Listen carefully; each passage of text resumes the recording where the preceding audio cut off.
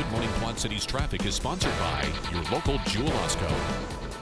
It's 6:15 right now, time for Total Travel, and we want to give you a live look and show you the traffic situation out there right now on I-74. This camera is in Moline just before the bridge, and you can see the traffic there moving along just fine. No problems so far this morning. Now, meteorologist Kelsey Woodard and Storm Track 8 weather. Sponsored by Mid-America Basement Systems. Travel looking good. It's a quiet morning, cold. Yeah. And we're expecting some changes. Yeah, we're going to see some snowfall move in as we head to your evening hours, and then warmer temperatures are going to move in. What a beautiful sunrise at the Davenport Eagle Eye.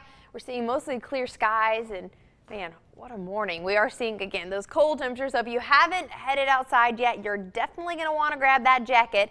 13 degrees is what we're sitting at in Davenport, though again seeing just a very light wind move in from your west, 6 miles an hour. Most of us just seeing this very light wind around 7 miles an hour just north of the Quad Cities, Wapello, and also in Aledo, only seeing winds moving in at 3 miles an hour. So currently temperatures sitting at 6 degrees, Galena, Monticello, 7 for you, 10 degrees, Maquoketa, DeWitt, and DeClinton, 11 degrees here in Moline. Sitting at 15 degrees. Now your wind chill. 4 degrees below zero in Galena is what it feels like. 2 degrees, Maquoketa, Clinton, 0 degrees is what it feels like. And here in the Quad Cities, feeling like 9 degrees. Most of us sitting in the single digits for wind chills this morning, though things will warm up quite nicely this afternoon. Even as we head throughout the rest of your work week, we're seeing this much colder air right now moving down from Canada. That's what we're experiencing. But as we head throughout the rest of your work week into your weekend, it slowly begins to retreat, and that means we're going to see this much warmer air move back into the Quad Cities and bring very spring-like temperatures as well as it moves in. So we do have a nice warm-up to look forward to, but first, we have to see the snowfall that we're going to see this evening. We are seeing mostly clear skies now. That's not going to be the case later. We do have a system over to our west and even to our north. That'll be making its way into the Quad Cities as we head later on into your evening hours. So when exactly can we expect it? We'll show you here with our future track as we head to the afternoon. Dry. Things begin to change as we move into your evening hours around 6 o'clock, expecting just a few flurries to be flying around the Quad Cities, increasing as we head throughout your night, though we see areas, most southern areas, seeing mainly just rain, though the bulk of the snow moving right through the Quad Cities. It will continue to stick around during your early morning hours, making its way out around 8 o'clock. We could see a few flurries over to the east of the Quad Cities at this time, but the bulk of the system moving out, hanging around the Chicago area at this time. So how much snow can we expect across the board?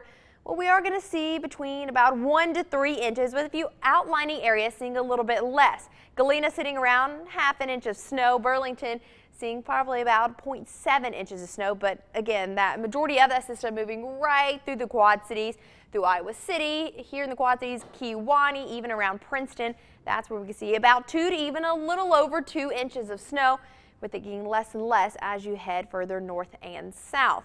So once the system moves through, we're just going to see clouds stick around for the remainder of your day tomorrow, especially during your afternoon hours.